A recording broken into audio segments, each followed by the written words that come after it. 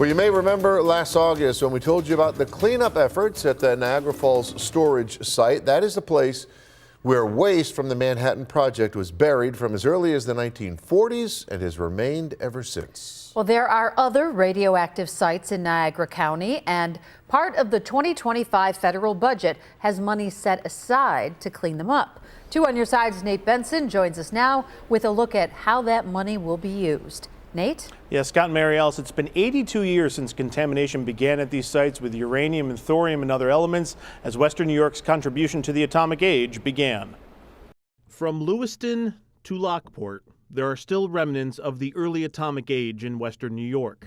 Some hidden by long roads and berms only visible from a bird's eye view, others simply decaying behind an aluminum chain-link fence. The former Lake Ontario Ordnance Works, now known as the Niagara Falls storage site, and the former Guttero Steel site, 2 pieces of the atomic age and the bright promises that came with it, now in dire need of removal because of the radiation those promises left behind. These projects are complex. But now with new federal funding, the complex cleanup can inch closer to reality. $67 million will be used for further remediation at the 2 sites. $9.5 million for the Niagara Falls storage site and $57 million for the Guttero Steel site.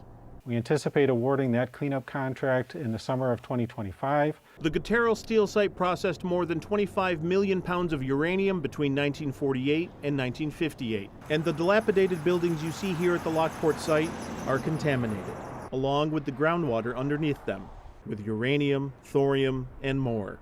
So our cleanup is focused on cleaning up the soil contaminated with uranium and taking down the buildings that were part of the Atomic Energy Commission activities at the site. And when that contract is finally awarded, cleanup for the soils and the buildings is approximately 6 years. The contamination at the 191-acre Niagara Falls storage site is a bit more contained. 250,000 cubic yards of waste lying in wait under this clay pit. But there's still residual contamination of uranium and thorium on the outskirts of that pit, seen here on this map created by the Army Corps of Engineers. Cleanup of that area will begin this spring. We're going to dig, and we're going to dig until it's clean. We're going to sample until we know it's clean. The step-by-step meticulous approach that we're taking to get this site remediated and cleaned out is all based on safety. So with that being said, there will be a lot of infrastructure built in for that purpose. Now, work on that interim waste containment site at the Niagara Falls storage site will begin in 2026. And Mary Alice, a sea of acronyms, but let me tell you, I'll leave you some numbers. $750 million. That's how much money it's going to take for the total of these 2 sites to be fully remediated. Well, it's safe to assume this cleanup is going to take a lot of money and time, and we know that you'll continue to follow. You've been on it from the beginning. Yeah. Great report, Nate. Thank you.